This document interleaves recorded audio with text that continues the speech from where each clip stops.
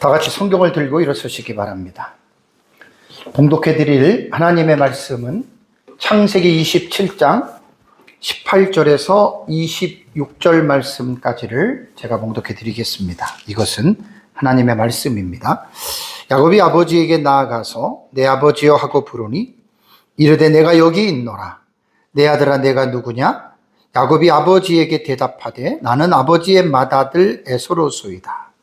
아버지께서 내게 명하신 대로 내가 하였사오니 원하건대 일어나 앉아서 내가 사냥한 고기를 잡수시고 아버지 마음껏 내게 축복하소서. 이삭이 그의 아들에게 이르되 내 아들아 내가 어떻게 이같이 속히 잡았느냐? 그가 이르되 아버지 하나님 여호와께서 나로 순조롭게 만나게 하셨음이니이다. 이삭이 야곱에게 이르되 내 아들아 가까이 오라. 내가 과연 내 아들 에석인지 아닌지 내가 너를 만져보려고 하노라.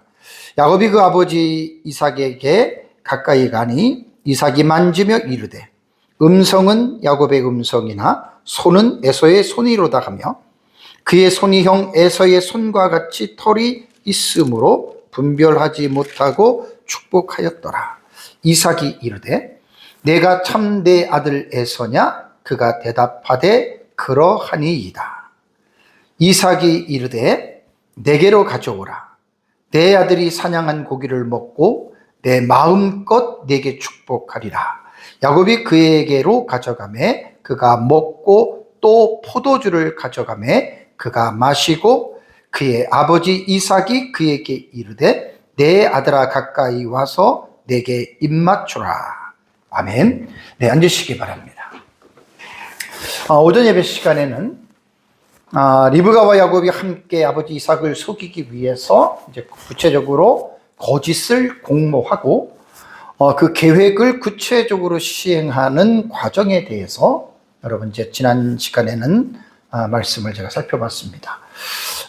야곱은 혹시라도 아버지 이삭을 속이는 일에 탄로가 나면 자기 자신이 저주를 받을 것에 대한 염려와 두려움이 그의 마음속에는 많이 있었습니다. 리브가는 야곱에게 이삭이 내가 만약에 탄로나게 되면 복은 고사하고 저주를 받을까 봐 두렵습니다라고 하는 말씀 속에서 리브가는 걱정하지 말아라. 그 저주를 내게 돌리라. 내가 그 저주를 내가 받겠다라고 리브가는 말을 했지만 그 말은 틀린 말입니다. 정말 너무나 중요한 말이고요. 저주는 어느 누구도 대신할 수 없습니다. 자기가 받아야 할 저주입니다. 근데 이제 리브가가 이제 그러한 것까지도 리브가가 아무리 믿음이 좋다 그래도 완전한 사람은 아니었기 때문에 충분히 인간은 누구나 할 것 없이 아무리 믿음이 좋아도 인간은 불완전한 존재이기 때문에 잘못된 것들을 생각하고 잘못을 말하고 잘못 행동을 누구나 할 수 있습니다. 나는 그렇지 않는다? 그거는 말이 안 되죠.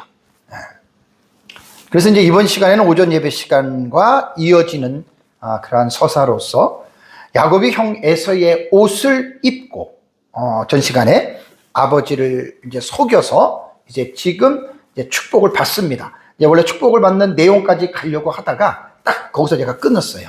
다음 시간에 이제 다음 주에 축복의 내용이 너무 중요해요. 그래서 그걸 한 시간으로 제가 설교를 하기 때문에 오늘은 야곱이 아버지 이삭을 철저하게 속이고 축복을 받기 전까지 이르다. 이렇게 제가 제목을 잡은 거예요. 그래서 축복의 전까지 이 부분을 오전에 이어서 한번 여러분들에게 말씀을 제가 드리겠습니다. 어쨌든 오늘 조금 전에 봉독해드린 18절에서 29절의 내용은 야곱이 결국은 이제 아버지 이삭을 속입니다. 아버지 이삭을 속이고 에서가 받을 복을 이제 가로채는 참 극적인 순간이죠. 극적인 순간인데 어쨌든 이 부분에 대해서 오늘 말씀을 보겠습니다. 제가 그 대화의 관점으로 지난주에 첫 번째 시간에 이제 창세기 27장을 개론에 대해서 말씀을 드릴 때 다이알로그 비유라고 대화의 관점입니다. 그러니까 창세기 20장은 특이한 게요. 그 네 명의 가족이 둘 딱 그렇게 대화가 딱딱 단락마다 끊어져요. 여러분 특이하지 않습니까? 성경에 이렇게 또 구조가 이루어진 것도 찾아보기가 힘들어요. 그래서 이번에 설교를 준비하면서 다이알로그 관점으로 보면 1절에서 4절의 내용이 지난주 오전에 했습니다. 이삭과 에서의 대화를 말을 하고 있고요. 5절에서 17절은 제가 지난주에 5절에서 10절까지 했고, 오늘 오전에 이제 그 11절까지 제가 11절부터 이제 17절까지 오전에 했잖아요. 요걸 제가 2시간으로 했습니다. 2시간으로. 여기는 리브가와 야곱의 다이알로그가 기록이 되어 있어요. 리브가와 야곱이.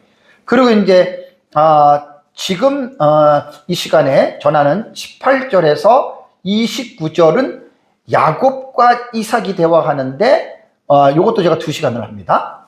18절에서 26절까지 하고 다음 주 이제 오전 예배 때는 그렇게 하고, 그 다음에 이제 30절에서 41절을 보면은 에서와 이삭의 대화가 또 기록이 되어 있고요. 42절에서 45절에는 리브가와 야곱의 대화가 기록이 되어져 있습니다. 그리고 마지막 46절에는 리브가와 이삭의 요 딱 그 말이 하나 기록이 되어져 있거든요. 그래서 이번 시간에는 이제 야곱과 이삭의 그 대화입니다. 야곱과 이삭의 대화에서 18절에서 26절에 대한 이 말씀을 가지고 이제 함께 은혜를 나누겠습니다. 자, 우선 18절을 먼저 볼까요? 18절을 보면 이미 전 시간에 말씀드린 대로 이제 의상까지 음식을 만들고 리브가가 야곱에게 에서의 의상을 철두철미하게 완벽하게 준비를 시켜놓고, 그 다음에 이제 자기가 만든 음식을 별미를 주고 이제 너는 가라. 그래서 손에서 손으로 이전했다 그랬죠. 그 책임에 대한 이전입니다. 이제 리브가로서는 인간이 할 일이 없어요. 걸리지 않고 잘 일이 마무리되기를 마음속에 바랄 뿐입니다. 자, 그래서 18절을 보니까 야곱이 아버지에게로 나아갔습니다. 일이 이제 시작이 되는 거예요. 내 아버지여 하고 부릅니다. 내 아버지여 하고 부르니까 이삭이 이르되 내가 여기 있노라 내 아들아 네가 누구냐. 지금 이삭이 기다리고 있는 거는 에서를 기다리고 있어요. 왜 기다리죠? 별미를 갖고 오는 거. 그거 지금 침을 콩콩 삼키면서 그거 지금 기다리고 있는 거예요. 자, 그래서 내 아버지여라고 이렇게 불렀는데, 뭐 여기서 뭐 나오다라고 하는 말은 뭐 이게 와우게 속독할 미하려니까 이미 나왔다는 말입니다. 자, 그래서 여기서 우리가 느낄 수 있는 게 뭐냐면 이삭이 분명히 야곱이 왔는데도 구분을 못해요. 거의 실명 전 단계입니다. 웬만하면 이렇게 사람의 어떤 외형이라도 이렇게 보면은 이게 누구거라고 감이 오는데 전혀 지금 그러한 상황이 아니라고 하는 말입니다. 그러니까 이삭의 시각적인 문제가 얼마나 지금 심각한지를 여러분 우리가 알 수가 있는 거예요. 이런 상황이기 때문에 리브가가 그런 꾀를 낸 거예요. 네 아버지가 못 보니까 너가 이렇게 다 옷을 치장을 해가지고 그리고 아버지에게 나가서 거짓말을 해서 형처럼 네가 말을 하고 그 축복을 받아라. 이렇게 지금 된 것입니다. 자, 그러고 나서 이제 본격적으로 이제 대화가 됐고 이제 일이 진행이 되는데요. 19절을 보니까 자, 야곱이 아버지 이삭을 속입니다. 그리고 자신은 형이라고 하는 배우가 된 거예요. 배우. 에서의 역할을 지금 야곱이 하는데 19절을 보니까 야곱이 아버지에게 대답하되, 이삭이 물었잖아요. 내가 내 아들 누구냐 그랬더니 나는 아버지의 맏아들 에서로소이다라는 말을 하죠. 야곱이거든요. 그리고 또 두 번째는 아버지께서 내게 명하신 대로 내가 하였사오니 원하건대 일어나 앉아서 내가 사냥한 고기를 잡수시고 아버지여 마음껏 내게 축복하소서라고 하는 말을 19절에 들어와서 말을 합니다. 자, 여기에서 이제 야곱은 이제 아버지 앞에서 정말 거짓말을 지금 시작한 거예요. 내가 여기 보니까 아버지의 맏아들 에서로소이다라는 말을 하죠. 그죠? 아버지의 맏아들 에서다. 이게 야곱이 아버지 이삭과의 대면 가운데의 첫 번째 거짓말입니다. 이게 천연덕스럽죠, 그죠? 나는 에서입니다. 나는 당신의 장자입니다. 두 가지잖아요. 맏아들 장자라는 말이고 에서, 두 가지 거짓말을 하고 있는 거예요. 그러고 나서 이제 야곱은 이어서 말을 한 게 뭐죠? 아버지께서 내게 명하신 대로 내가 하였사오니 라는 말을 합니다. 원하건대 일어나 앉아서 내가 사냥한 고기라 그러잖아요. 내가 사냥한 고기. 거짓말이죠. 그러니까 어머니 리브가가 만든 요리예요. 그러니까 여기서 지금 야곱의 거짓말의 수위가 점점 깊어지고 있죠. 그죠? 왜 거짓말을 하죠? 목적이 있어요. 아버지의 축복을 받으려고. 그러나서 이제 그 뒤에 아버지 마음껏 내게 축복하소서. 결국은 축복을 받기 위해서 어머니 리브가와 거짓을 공모했고 모든 것들이 준비가 된 가운데 이제는 아버지 앞에 딱 나타나서 천연덕스럽게 이렇게 지금 거짓말을 하고 있다라고 하는 말입니다. 여러분, 우리는 이미 전의 문맥에서 창세기 25장의 문맥에서 야곱의 입장에서 본다면 당연히 야곱이 장자의 복을 받아야 돼요. 이삭은 당연히 에서가 아니라 야곱에게 언약의 족장의 그 복을 빌어줘야 됩니다. 근데 지금 일어나는 과정을 볼 때 합법적인 절차가 아니잖아요. 이걸 계속 시간마다 강조를 하는 거예요. 27장 끝날 때까지 제가 이걸 합니다. 왜냐하면 너무나 중요하기 때문에 우리는 목적을 이루기 위해서 수단과 방법을 무시하면 안 된다는 거예요. 그걸 계속 강조하잖아요. 왜냐하면 우리는 이 강조를 계속 들어야 돼요. 우리는 나도 모르게 어떨 때는 하나님의 뜻이야라고 하면서 수단과 방법의 과정을 무시하고 그러고 나서 우리는 이루어지는 결과를 보고 하나님은 합력해서 선을 이루셔. 그것도 우리 잘못이거든요. 그것도 우리 거짓말하는 거예요. 근데 이런 것들이 사실 얼마나 많은 줄 아세요? 많습니다, 사실. 그래서 제가 27장을 설교하는데 보통 한 8시간을 제가 27장을 할 건데 정말 이 부분을 계속해서 제가 강조를 할 거예요. 그래서 우리가 창세기 21장을 한 8시간 정도 설교를 들으면서 아이고 목사님 이번 주에도 몇 번 하고 지난주도 하고 또 하고 이러한 의식을 가질 정도로 완전히 합법적인 절차, 과정과 방법을 우리는 무시하면 안 된다. 매 시간마다 따갑게 우리는 이거를 받아들여야 돼요. 그래서 많은 개혁신학자들의 해석을 보면 야곱의 수단은 결코 변호될 수 없다는 거예요. 리브가와 야곱이 추구하고 있는 그 아버지 에서의 이삭이 지금 에서에게 축복하려고 하는 것이 당연히 야곱에게 와야 돼요. 당연히 야곱이 받아야 돼요. 그런데 야곱이 그 복을 받으려고 리브가와 꾸미는 이 과정들을 볼 때는 이건 잘못이고 이거는 분명히 불의한 일입니다. 그래서 어떠한 결과가 옳다 하더라도 야곱의 수단은 결코 변호할 수 없다라고 하는 것이 개혁신학자들의 일관적인 해석입니다. 그러니까 하나님의 뜻이 우리의 불의한 방식을 통하여 만약에 하나님이 일을 하신다면 이것은 하나님의 섭리적인 가운데 허용적으로는 하나님이 사용하시지만 하나님이 의도적으로 우리를 통해서 거짓을 조성시켜가지고 우리로 하여금 잘못된 방법을 일하게 해서 하나님께서 어떠한 자기의 뜻을 이루신다면 그것은 하나님이 하시는 일이 아닙니다.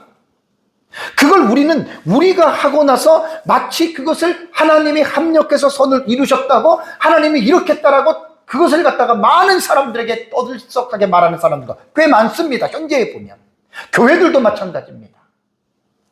분명히 자기들이 잘못해놓고 하나님이 하셨습니다. 아닙니다, 여러분. 이게 얼마나 많은지 몰라요. 목회자들 세계에서도 얼마나 많은지 몰라요. 전부 다 부정과 비리와 잘못된 것 가운데에 일을 진행해 놓고 하나님이 하셨습니다. 이렇게 말하거든요. 제가 목회 생활을 36년을 한 사람이에요. 뭐 노예와 교단과 다른 교단 노예 할 것 없이 제가 그런 것들을 한두 번 본 줄 아십니까? 그래서 창세기 27장에 우리가 8시간 정도 머물면서 아예 이것이 우리의 그 영혼 속에 아예 뿌리가 박혀야 돼요. 불도장으로 아예 찍어놔야 돼요. 안 그러면 오전에도 말씀드린 대로 27장의 이 부분을 우리가 정확하게 구분하지 못하면 대놓고 우리가 합리화를 시켜요. 교회도, 목사도, 성도도. 제가 하나님의 속성, 하나님의 성품에 대한 설교를 오래전에 했죠. 하나님의 사역에 대해서도 설교를 했습니다. 대단히 중요합니다. 그런 것들이 다 지금 연결되어져 있다라고 하는 여러분 그런 것입니다. 그러니까 아무리 리브가와 야곱이 하나님의 뜻대로 이루었다 그래도 과정 자체를 우리가 무시하고 과정 자체를 우리가 그것을 갖다가 인정을 한다면 그건 아닙니다. 그건 잘못된 것입니다. 그래서 오전에도 제가 리브가와 야곱은 이런 방법을 택하면 안 되는 거예요. 아, 그럼 목사님, 이렇게 안 하고 그러면 당장 에서가 사냥해서 잡아왔을 때 이삭이 축복할 것 아니냐? 우리 생각이에요. 하나님의 작정은 야곱에게 내려가는 거예요. 무슨 일이 있어도 하나님이 그거 막습니다. 당연히 막지요. 너무나 우리 인간은 원웨이예요. 하나만 생각해요.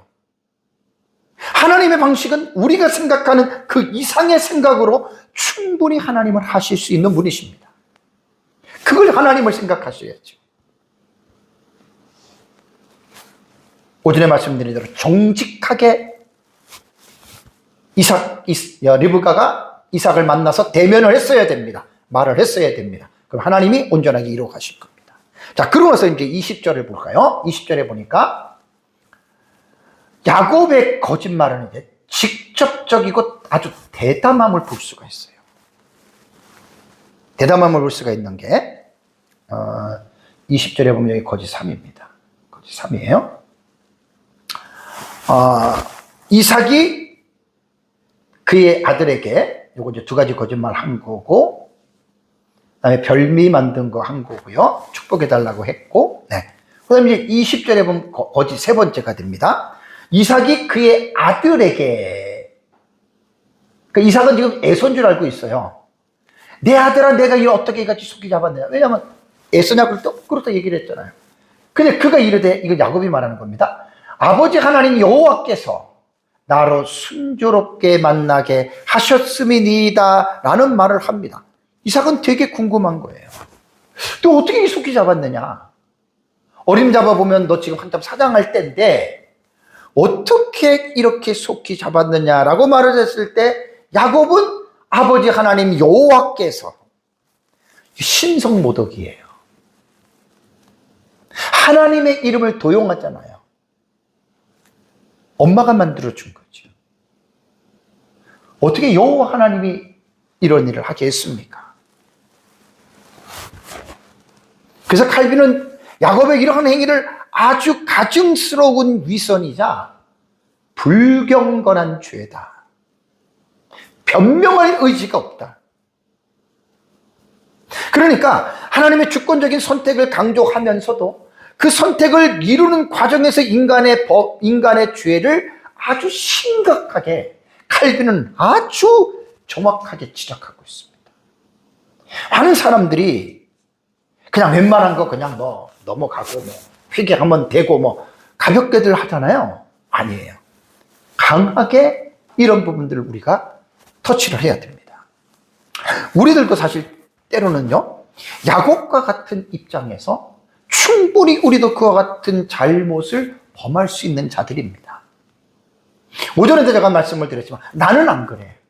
우리 가정은 안 그래. 물론 안 그럴 수 있지요. 안 그런 부분이 있긴 있지만 모든 것이 안 그러고 모든 것이 완전하진 않잖아요. 우리가 완전한 자입니까? 여러분들의 가정이 완전한 가정입니까? 그렇다면 그 사람은 좀 이상한 사람이에요. 그렇다고 말하는 사람이라면 그 사람은 진짜 내면의 깊이를 보지 못하는 사람입니다. 그러니까 아무리 목적이 선하다 해도 그 목적을 이루어가는 수단과 과정이 불이하다면 잘못된 거예요. 요 핵심을 계속 시간마다 내가 여러 번씩 강조를 하는 거예요. 자, 그러고 나서 이제 이삭이 좀 뭔가 깨림칙해요. 그 내용이 이제 21절에 말을 합니다. 이삭이 이제 야곱에게 이르되, 이삭은 에서인 줄 알고 있어요. 내 아들아 가까이 오라. 내가 과연 내 아들 에서인지 아닌지를 이제 너를 만져보겠다. 이제는 시각적인 작용이 거의 불가능하게 식별을 못하니까 할 수 있는 건 이제 촉각이에요, 촉각. 그 다음에 이삭에게는 또 후각이라는 게 있어요. 그거 나중에 다 뒤에 나옵니다. 만져보려고. 그러니까 이삭은 눈은 어두웠지만 그 귀는 음성을 분별할 수 있었고요. 청각이요. 청각도 살아있었고 촉각도 살아있었고 후각도 살아있었습니다. 뭔가 이상해서 이제 이리 와보라. 이때 야곱의 마음이 어땠을 것 같아요? 이거 큰일 났네 생각할 거 아니에요? 자, 정말 이게 극적인 지금 상황을 지금 우리가 보는 겁니다. 얼마나 긴장이 고조가 됐고 뭐 얼마나 떨렸겠습니까? 이거 이러다가 걸리면 자기는 저주를 받을 것이다 이렇게 생각을 하잖아요. 여기서 이제 5절에도 말씀드린 대로 리브가가 미리 예상을 한 거예요. 나름대로 시뮬레이션을, 상상의 어떤 공상의 시뮬레이션을 가동을 시켜서 분명히 오라고 할 것이다. 만져보고 할 것이다.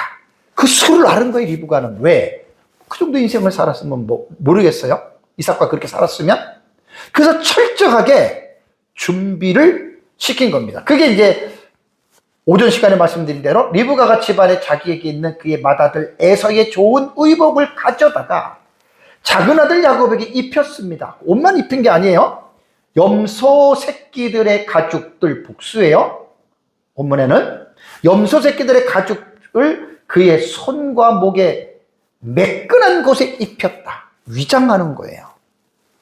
이제 남편이 보지 못하니까 그냥 촉각이라도 에서의 옷을 탁 보면은 만지면 아 이거 우리 아들 에서 맞지? 이걸 지금 리브가는 남편의 그것을 알아차린 겁니다.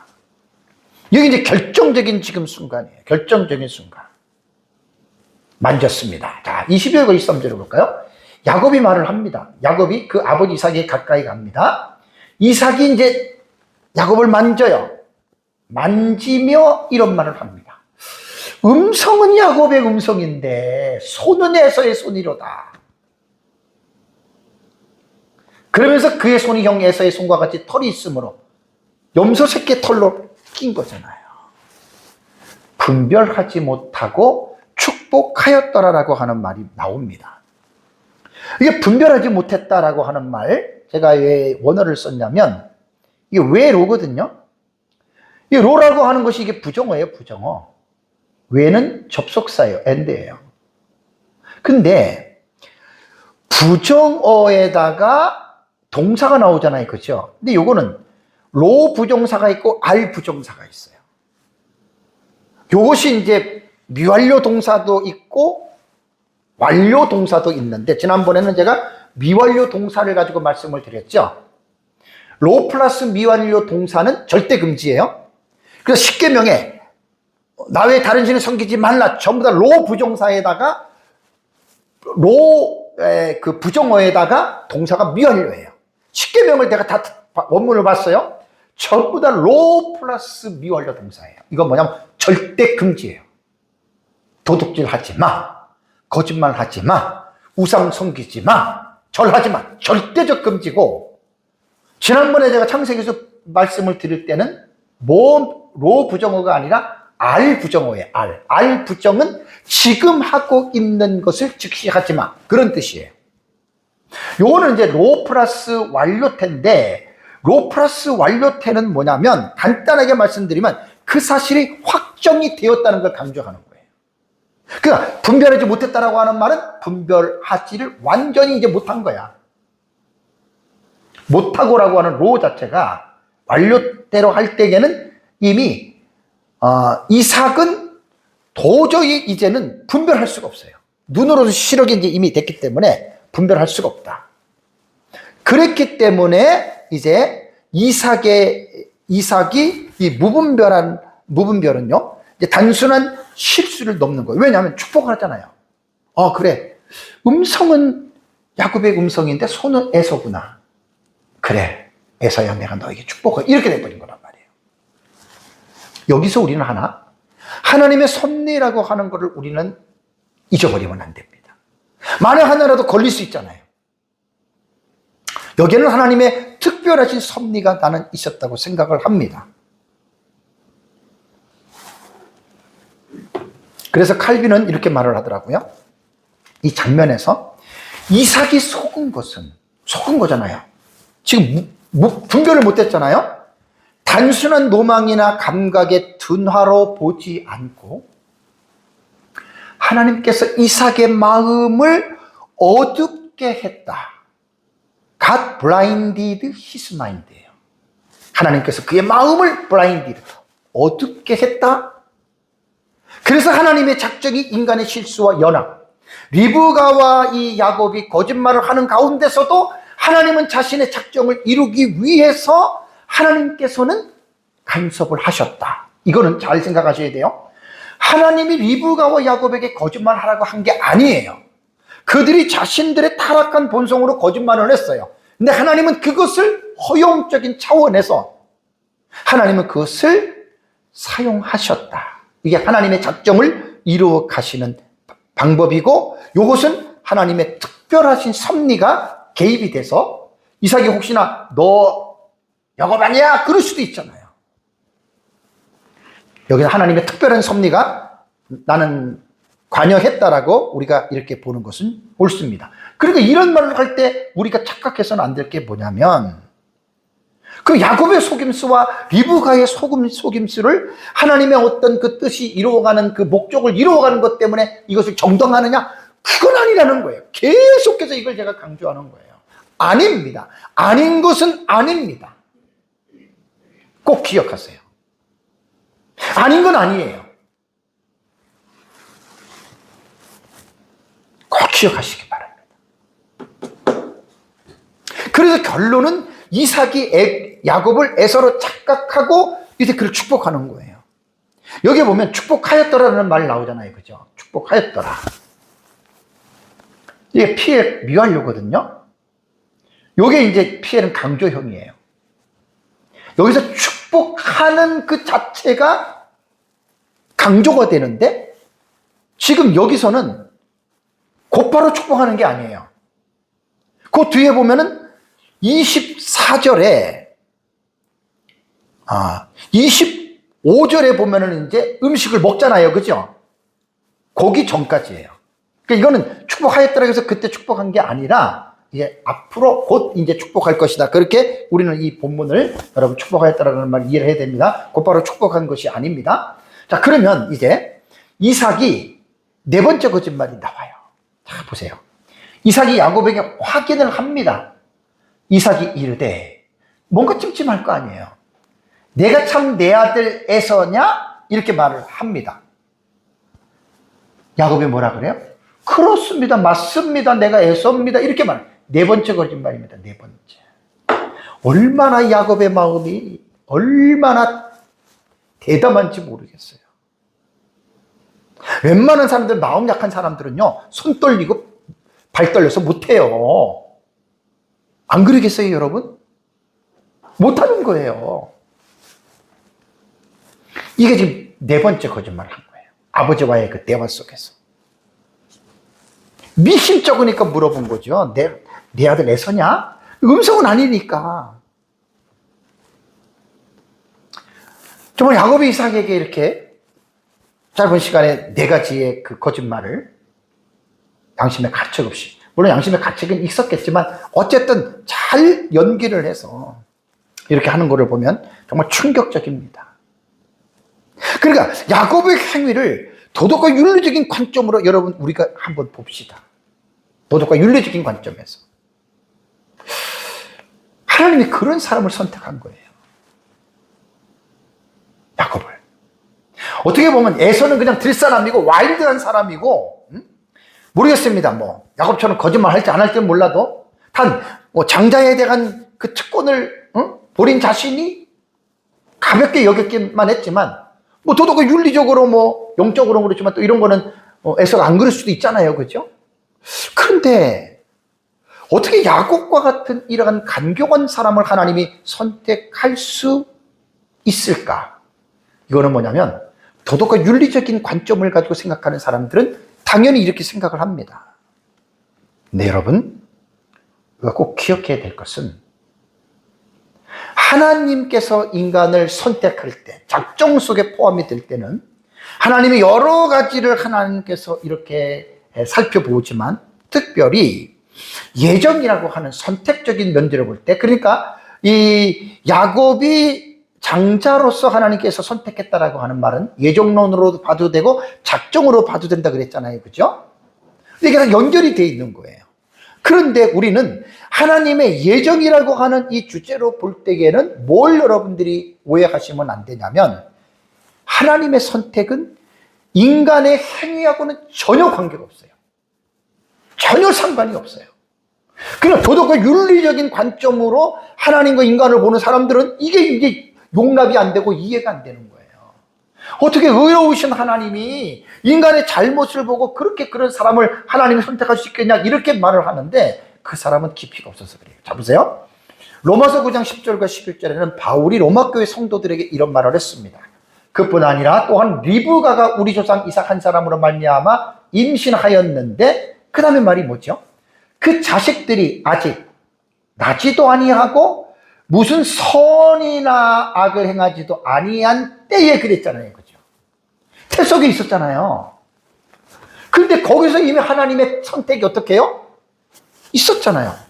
택하심을 따라 되는 하나님의 뜻이 뭡니까? 행위로 말미암지 않고 오직 부르시는 이로 말미암아 서게 하려 하사. 에서와 야곱은 리브가의 태 속에 있어요. 아직 태어나지 않았다고요. 태어나서 무슨 선과 악을 행하지도 않았어요. 그런데 하나님은 리브가의 태 속에서 큰 자와 작은 자를 선택하셨잖아요. 큰 자가 작은 자를 섬길 것을 하나님이 예언적 계시를 주셨잖아요. 이게 행위로 말미암는 것이 아니에요. 도덕과 윤리적으로 여러분 우리가 하나님의 그 뜻을 판단할 수 없다라는 얘기입니다. 사실 인간은 솔직히 거기서 거기에요. 다 똑같이 타락한 전적 타락한 죄인들이고 어떻게 보면 거기서 거기에요.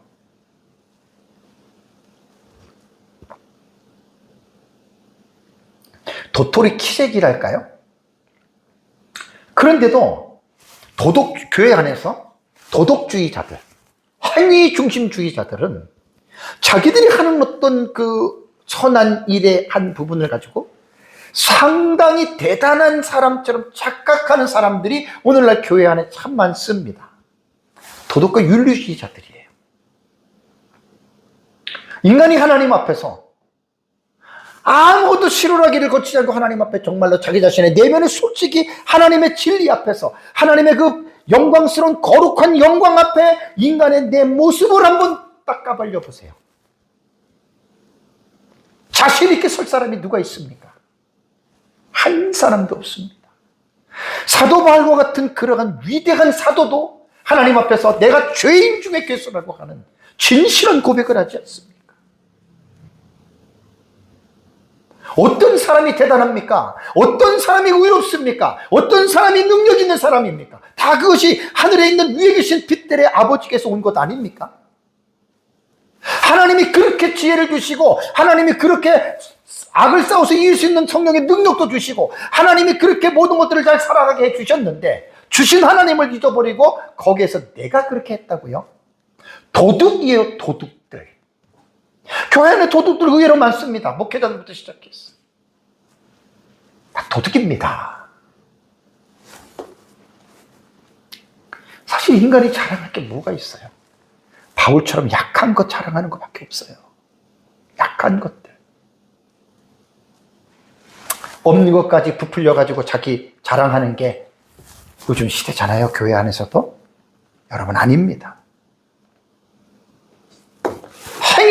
행위로 말미암지 않았습니다. 이거는 선택이 그렇다면 선택. 그래서 높아심에서 말씀을 드리면 구원받기 이전과 구원받은 이후는 다릅니다. 구원받기 전에 우리가 태어나지도 않고 선인학을 행하기 전에 하나님 우리를 선택한 거기 때문에 하나님의 절대적인 주권이거든요. 행위를 따질 필요가 없어요. 근데 구원받은 이후에는 우리가 인간의 행위를 무시하면 안 됩니다. 왜냐하면 하나님이 죄인된 우리를 왜 구원하셨어요? 제가 창세기 18장 19절 설교할 때 하나님께서 아브라함을 선택하신 목적이 뭐라 그랬어요? 여호와의 도를 지켜 의와 공도를 행하게 하려고 선택했다 그랬죠. 지난주인가 지지난주 제가 그 말씀 잠깐 인용하면서 에베소 2장 8절과 9절 10절 말했죠. 그렇죠? 하나님이 왜 우리를 허물들과 죄들로 죽었던 우리를 구원했어요? 선한 일을 하면서 살아가게 하기 위해서. 이 말은 뭐냐면 선한 일을 행했기 때문에 구원을 받는다는 것이 아니라 구원받은 사람은 선한 일을 행하게 하려고 구원했다. 이 차이를 무시하면 안 됩니다. 그리고 구원받은 우리가 선한 일 말씀을 순종하는 선한 일을 하려고 하면 사실 우리의 힘으로는 불가능하다는 걸 또 깨달아야 돼요. 이게 사실 되게 힘든 거예요. 하나님의 은혜, 성령의 도우시는 그 은혜와 성령의 도우시는 그 능력으로 우리가 하나님의 말씀을 행할 수 있다라고 하는 거, 여기까지 사실 신앙이 들어가려면 좀 깊어야 돼요. 예수 웬만큼 믿어서는 이거 알지도 못해요.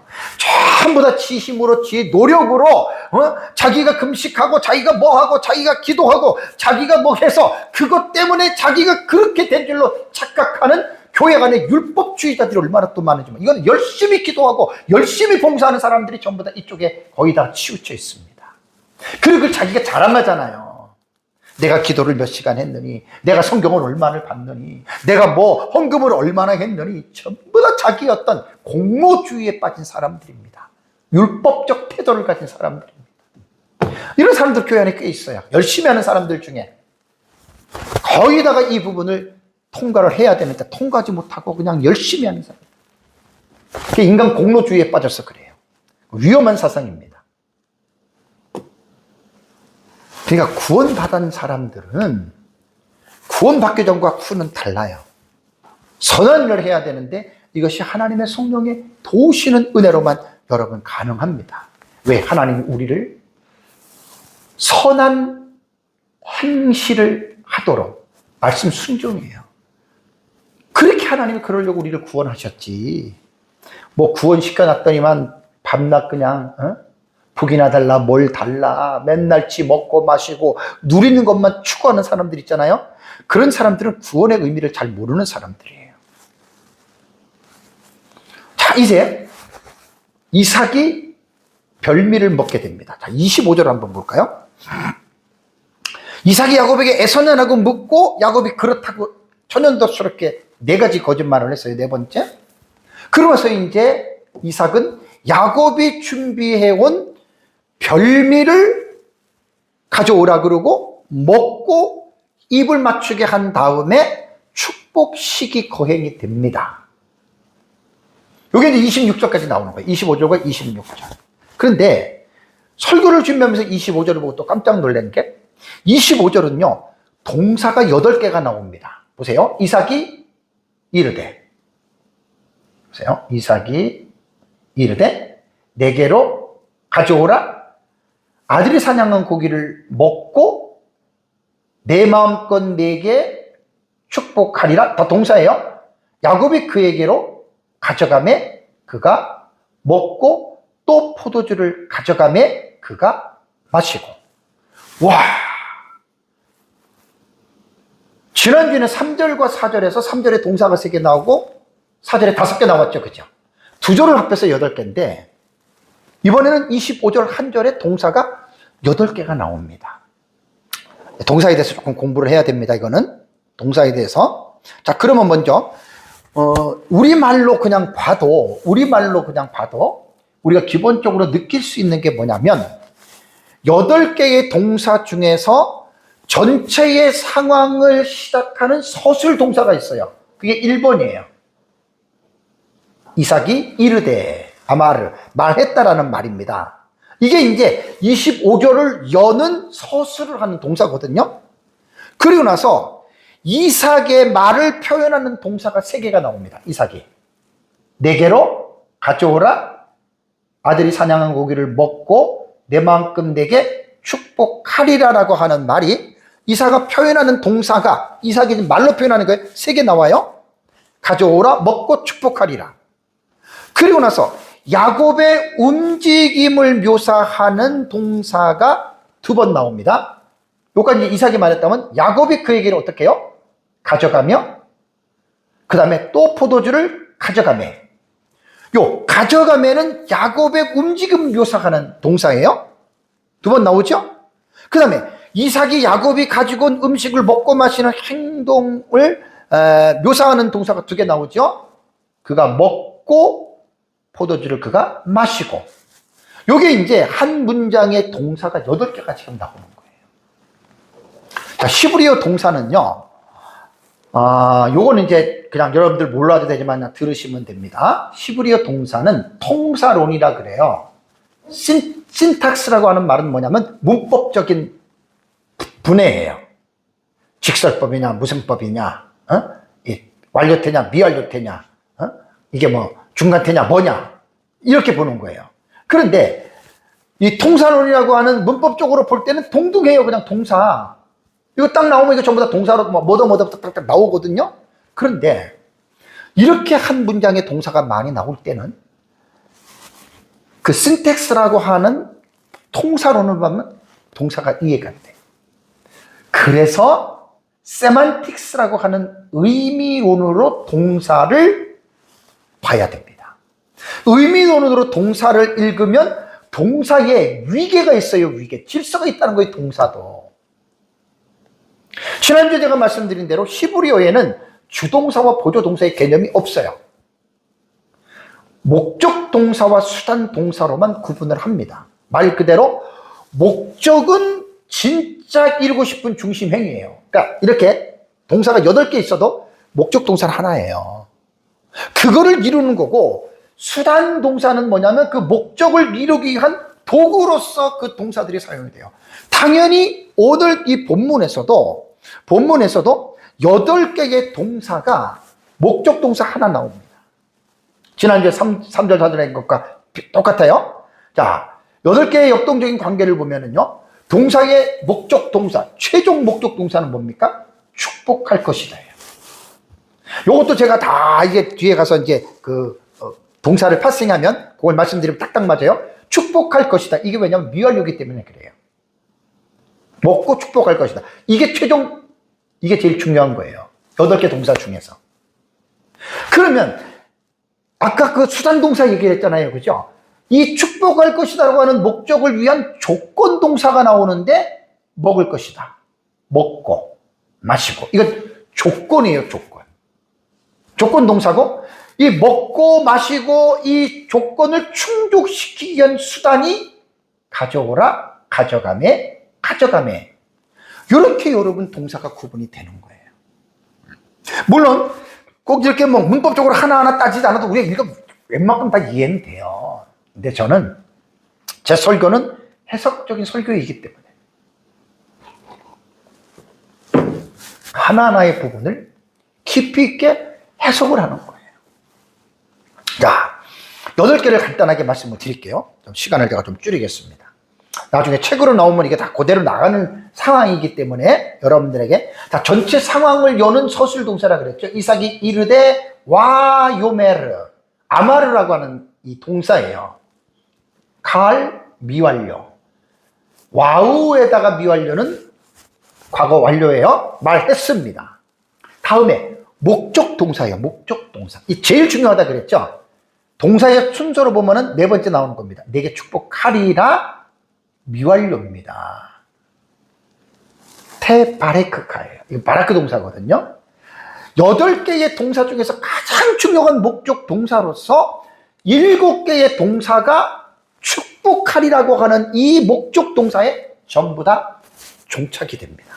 전부 다 이렇게 아우르게 된다는 말입니다. 그러나 뭐 이제 조건 동사예요. 조건 동사. 수단과 조건 이런 거예요. 자, 고기를 먹고 웨오켈라, 아칼이라고 하는 동사거든요.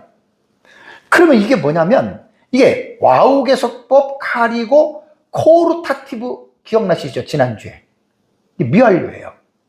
동사 하나를 분해하면 이렇게 나온다는 말이에요. 그 여기에서 뭐냐면 요게 먹고라고 하는 이 의미가 뭐냐면 가져오라는 이게 직접 목적 동사. 이게 코르타티브는 뭐냐면 요거 보고 한다 그랬죠? 끝에. 자세한 거는 그냥 넘어가겠습니다. 어쨌든 뭐 이게 중요한 게 뭐냐면 먹겠다라고 하는 말은 뭐냐면 동사의 최종 목적이 축복할 것이다 그랬죠. 그죠? 요 축복할 것이라고 하는 전제 조건을 나타내면서 마지막 그 어떻게 보면 우리가 불을 켤 때 스위치를 탁 키면은 불이 확 들어오죠. 그죠? 키러 가기 전까지 내가 가야 되고 옷을 입어야 되고 신발을 신어야 되고 나머지 수단 동사들이 이렇게 갔다가 마지막에 목적 동사를 가기 이전에 작동 스위치가 바로 그 직전에 요게 중요한 의미예요. 그래서 요것은 코르타티브라고 하는 요 문법이 요거를 딱 잡아주는 거예요. 그러니까 먹고 축복했잖아요. 만들고 가져가고 나머지는 쫙 이 수단과 이 조건으로 됐다가 그 마지막에 축복을 하기 이전에 작동 스위치 마지막 딱 부분이 먹고예요. 먹어야 축복할 거 아니에요. 여러분 이 동사 이렇게 공부하면요 되게 재밌어요. 그냥 읽는 게 아니라. 그래서 코르타티브는 여기 호르라고 하는 말도 뭐 쓰고 어떤 사람 코르타티브라고 하는데 1인칭, 2인칭 뒤에 해라고 하는 요 끝에 요게 이제 붙어요. 근데 이거는 여러분들이 몰라도 되고, 코르타티브는 뭐냐? 화자의, 말하는 사람의 강한 의지가 담겨져 있어요. 소원이나 어떤 제안을. 그래서 놀라운 게 뭐냐면, 이 코르타티브는요, 명령형에 감정의 색채가 입히는 거예요. 의지의 강도를 더하는 거예요. 그게 뭐죠? 먹겠다라고 하는 이삭이 지금 축복을 하는데 축복하기 직전에 나는 먹어야 돼. 이런 강한 의지가 거기 담겨 있는 거예요. 이삭이 왜 에서를 좋아했어요? 에서를 좋아한 이유가 고기를 사냥해서 잡아주고 그래서 좋아한다 그랬잖아요. 그러니까 이삭이 노년에 먹는 데에 너무나 집착해 있다는 거예요.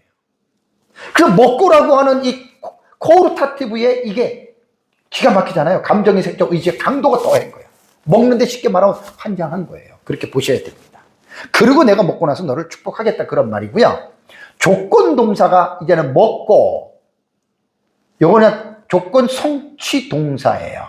앞에서 먹으리라고 하는 의지가 실제로 이루어진 거잖아요. 먹으리라라고 했는데 갖고 왔으니까 먹잖아요. 이런 뜻이고 또 마시고도 마찬가지예요. 조건 성취 동사 두 번째인데 가지고 와라 그랬잖아요. 가지고 왔으니까 마신다. 성취동사 이걸 두 번째로 봅니다. 그러고 이제 모든 예비적 과정이 끝난 거예요. 마시고 나서 먹는 것으로. 그 다음에 이제 마지막에 이제 수단 동사가 뭐냐면 내게로 가져오라. 수단 그냥 가져가매. 이거는 이제 말을 한 거고 이건 직접적으로 조건을 충족시키는 가져갔습니다. 이렇게 보시면 됩니다. 그리고 가져오라 그래서 마셨잖아요. 다 이런 식으로 보시면 돼요. 자, 여기서 이제 우리가 동사를 통해서 여러분 우리가 이제 어떤 부분을 이해할 수 있는 부분이 야곱의 문제는 동사를 통해서 볼 때도요. 수단을 조작하면 목적을 이룰 수 있다는 생각을 갖고 있었어요. 자, 다시 풀어서 말씀드립니다. 조작이라고 하는 한자어는 어떤 일을 사실인들 꾸며서 만드는 거예요. 거짓말 했잖아요. 그죠? 그래서 이게 거짓말하고 애서라 그러고 옷도 입고 막 이렇게 해서 이렇게 되면 목적을 이룰 수 있다. 아버지가 날 축복할 것이다. 야곱은 지금 이런 사고를 갖고 있는 거예요. 이런 생각을. 이게 위험한 거예요.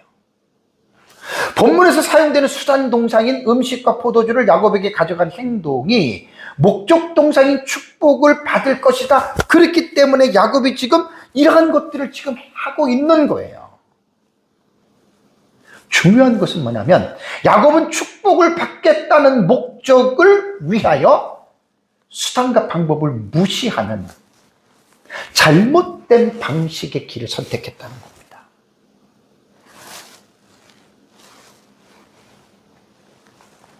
이게 야곱의 잘못이에요.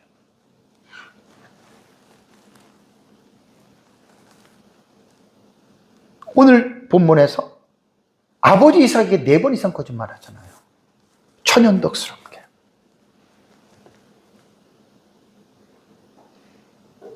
오늘 본문에서 제가 여러분들이 강조하는 것은 잘못된 수단과 방법을 우리는 인정하면 안 됩니다. 분명히 잘못된 것이라고 여러분들은 들으셔야 됩니다. 근데 여기서 지금 우리는 간단하게 그냥 아버지가 음식 갖고 와. 그래. 갖고 왔어요.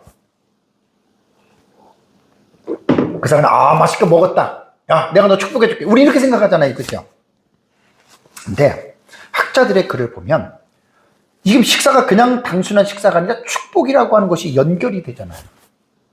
고대 근동의 언약 의식을 반영하면 메르디스 크라인이라고 하는 이 학자는 창세기 20장 25절의 식사를 단순한 가족 식사가 아닌 언약적 식사이다. 커버넌트 밀로 보는 거예요. 언약적 식사다. 그러면서 뭘 하나 더 덧붙여서 말을 하면 이 식사로 인하여 이삭이 야곱에게 축복하는 것이 취소 불가능한 상황으로 들어갔다 이렇게 보는 겁니다. 이런 건 대학자들만 볼 수 있는 거예요. 목사인 제가 뭘 알겠습니까? 공부해야죠. 이런 학자들의 글을 읽어야죠. 공부를 해야죠. 이게 이런 의미가 있구나. 단순한 지금 식사가 아니에요. 언약 의식을 통해서 볼 때는 언약적 식사고, 여기서 이삭이 자기는 에서에게 축복한다고 한 것이 야곱이 받지만 이것은 도저히 취소할 수 없는 기가 막힌 거 아니에요? 그래서 창세기 27장 내용 너무 여러분 이게 중요한 내용입니다, 여러분. 정말 중요한 말입니다. 그래서 구약 성경에 보면 언약적 식사를 한 예들이 몇 군데 나와요. 창세기 31장 54절, 출애굽기 24장 11절, 여호수아 9장 14, 15절. 그러니까 이러한 언약적인 식사를 통해서 언약을 맺기 전에 식사를 통해서 언약이 체결이 되는 거고, 또 이런 식사를 통해서 언약이 체결되는 것은 결코 파기할 수 없다라고 하는 이러한 여러분 공식이 이것이 지금 따라가는 거예요. 단순히 지금 이삭의 한 가정에서 아버지가 아들에게 축복한다라고 하는 이게 아니고 구속사적인 측면으로 볼 때는 언약이 전승이 되는 거예요. 놀라운 일이에요, 지금. 하나님의 역사 속에서 보면은 너무너무 중대한 구속사적인 상황으로 볼 때는 중대한 언약의 전승인 사건이, 이게 이제 하나님의 나라의 사상이 구속사로 쭉 흘러가는 이러한 부분들을 여러분 볼 수가 있습니다. 자, 이제 먹고 나서 26절을 보니까 그의 아버지 이삭이 그에게, 에서인 줄 알지요? 내 아들아 가까이 와서 내게 입맞추라 라는 말을 합니다. 입맞춤은요, 1차적으로는 가정의 애정의 표시입니다. 가정의 애정의 표시고요. 그러면서도 이것은 축복의 의식의 일부입니다. 축복을 할 때 입을 맞추고, 그러고 나서 이제 여기서 입 맞출 때 또 하나 이삭이 착각했던 게 뭐냐면,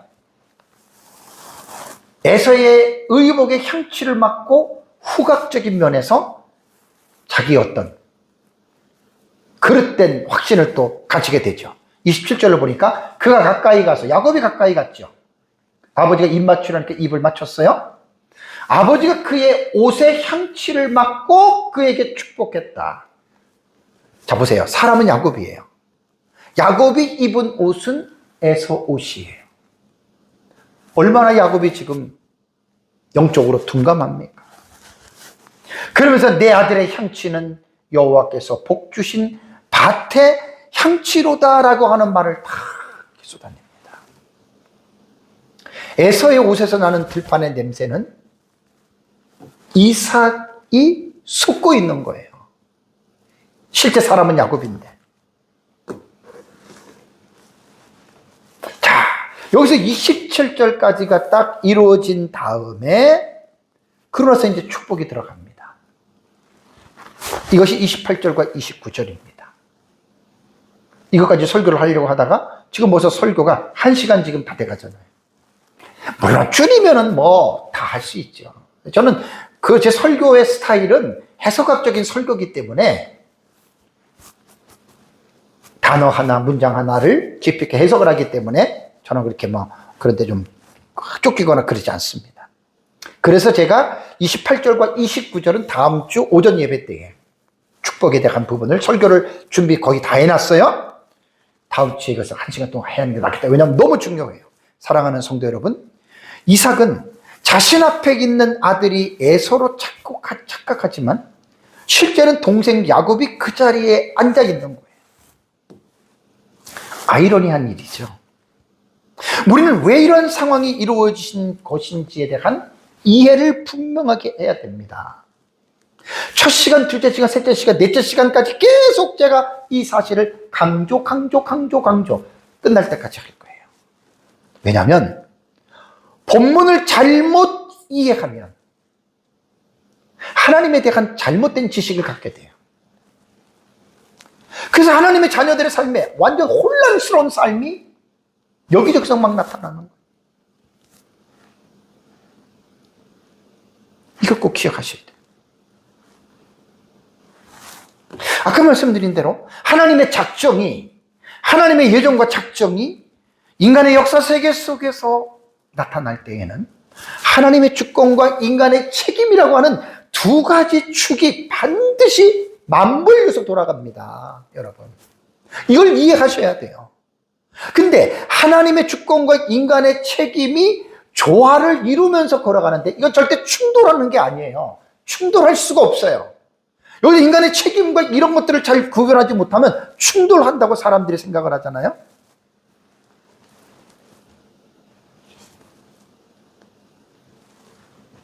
중요한 것은 리브가와 야곱의 불의함이 하나님의 뜻을 이루는데 기여한 것은 사실이에요. 어쨌든 거짓말이지만 이렇게라도 해서 하나님의 뜻이 이루어졌거든요. 그렇다고 해서 하나님이 그러면 알고도 이렇게 하셨네? 아니면 혹은 하나님이 도와서 그렇게 하겠네? 그것은 그게 아니라는 거예요. 이렇게 생각하면 큰일 나요. 이걸 생각하지 말라는 거예요. 리브가와 야곱은 그들의 죄악된 죄성으로 그들이 그렇게 한 거예요. 그렇게 하면 안 되는데 합리화를 시키지 말고요. 그래서 하나님은 리브가와 야곱의 거짓된 음모를 미리 이미 알고 계셨고 리브가와 야곱의 잘못을 허용하셨다. 허용이라고 하는 우리말의 의미는 이런 뜻입니다. 허락하고 용납했다라는 뜻이고 또 하나는 어떤 일을 막지 않고 그냥 받아들여요. 이게 허용이에요. 오전에도 말씀드린 대로 하나님께서는 모든 사람들의 행위를 허용하시죠. 일일이 나타나가지고 하나하나 간섭하면 못 살아요. 하나님 그런 하나님 아닙니다. 오늘 설교의 마지막 적용입니다. 정말 이 본문을 잘못 이해하는 사람들이 너무나 많기 때문에 적용을 제가 마지막 적용하고 마치겠는데요. 예를 들어서 하나님께 헌금을 드리는 이런 좋은 일이죠. 그렇죠? 헌금을 드리기 위해서 교회가 정말 재정이 필요해. 몇 천만 원, 몇 억이 필요해. 근데 내가 돈이 없어. 근데 딱 보니까 도둑질하고 거짓말하면 내가 몇 천만 원을 벌 수가 있어. 헌금하기 위해서 거짓말한다? 헌금을 드렸어요. 뭘 말하려고 하는지 아시죠? 안 된다는 거예요. 과정과 수단이 잘못된 거예요.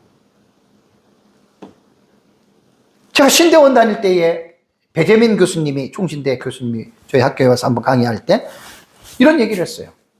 창녀가 내는 11조를 받아야 되냐 말아야 되냐. 몸을 팔아서 자기 구원받은 사람이니까 11조를 드린다. 말을 안 해도 알겠죠? 또 내가 성공하고 출세하려고 남을 짓밟고 올라가요. 남의 눈에 피눈물 나게 해요. 내가 성공했어요. 그리고 이것이 하나님의 은혜라고 말할 수 있어요? 아니라는 거예요. 그렇게 하면 안 된다는 거예요. 내 명예를 드러내기 위해서 다른 사람을 이용하는 사람들이 얼마나 많은 줄 아십니까? 제가 옛날에 이런 얘기를 들었어요. 어떤 사람이 책을 썼어요. 근데 어떤 친학교 학장이라고 하는 사람이 그 사람한테 돈 몇 푼 주고 자기 이름으로 책을 냈어요. 안 되는 거예요, 여러분. 이거 안 되는 거라고요. 지금 이게 얼마나 교회 안에서 이런 일이 많은지 몰라요. 목회자가 교회를 부흥시키기 위해서 다른 교회 성도들을 아예 도둑질해서 데려오고 자기 교회로 유인하. 제가 할 말이 많은데 그냥 넘어갈게요. 가정의 명예를 위해서 거짓말을 홍보하면서 자기 가정을 자랑하는 사람들도 있고요. 다른 사람들에게 자신을 과시하기 위해서 없는 것들을 부풀려가지고 하는 거짓말. 이거 안 된다는 거예요, 지금 제 말은. 하나님이 기뻐하시는 일을 한다고 해서 다른 사람에게 피해를 입힌다? 제가 제 사랑하는 어떤 청년이 있어요. 그 청년한테 제가 몇 년 전에 들은 얘기가, 우리 컴퓨터 할 때 프로그램 딱 봤는데 대부분 돈을 주고 사야 되잖아요. 그죠? 저는 많이 안 쓰니까 뭐 기본적으로 컴퓨터 보통 삼성 그런 사가지고 했는데, 대부분 보면은 이게 무법이에요. 불법이에요. 불법. 요즘에는 이제 미국 같은 데는 걸리면 큰일 난대요. 근데도 지금 암암리에 그 가짜 해적판 이런 거 있거든요. 안 된단 말이에요. 그것도 다 적용이 그렇게 되는 거예요. 여러분, 우리가 하나님의 뜻을 이루어가는 과정에서 정말 내가 그 올바른 하나님의 뜻을 따라서 가는데, 그 뜻을 따라가는 과정과 방식 속에서 리브가와 야곱처럼 이러한 잘못된 방식을 선택한다면 그건 아닙니다. 그걸 제가 강조하는 겁니다. 마지막으로 여러분들에게 말씀드릴게, 하나님은 모든 일에 죄와는 상관없이 거룩한 방식으로 자신의 뜻을 이루셔요. 그걸 원하세요. 그런데 타락한 인간은 하나님의 뜻대로 걸어가는 게 아니라 자기 방식으로, 리브가와 야곱처럼 인간적인 방법이 들어갑니다. 그러면 하나님의 계획과 인간의 계략의 불일치는 결과가 어떤 줄 아세요? 고통과 상처만 남습니다. 오전 예배 때에 리브가와 야곱의 거짓말이 가정 내에서 얼마나 큰 불행을 겪습니까? 말씀을 잘 생각하시고 저와 여러분들이 이 땅에 살아가는 동안에 목적이 선하면 수단과 방법도 선해야 된다. 나중에 끝날 때까지 27장 하면 10시간 동안 할 거예요. 마음속에 새기고 저나 여러분들이나 선한 방법과 수단을 쟁취하면서 그렇게 살아가시기를 주님의 이름으로 축복합니다. 우리 다 같이 함께 기도하겠습니다.